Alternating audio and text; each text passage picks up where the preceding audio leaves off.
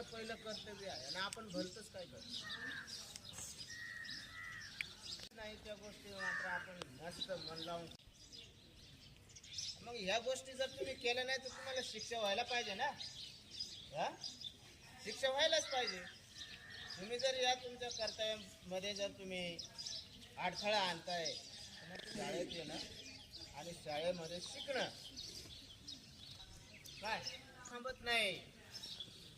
लक्षात घ्या, कोणासाठीच थांबत नाही. थांबलं नाही की थांब रे देवा, आता तू थांब, तुमच्यापासून आम्हाला जगताच येणार नाही तुमच्याशिवाय, म्हणून तुम्ही थांबूनच घ्या. आता असं नाही बोले और उसे घुमाने वाला चाहिए.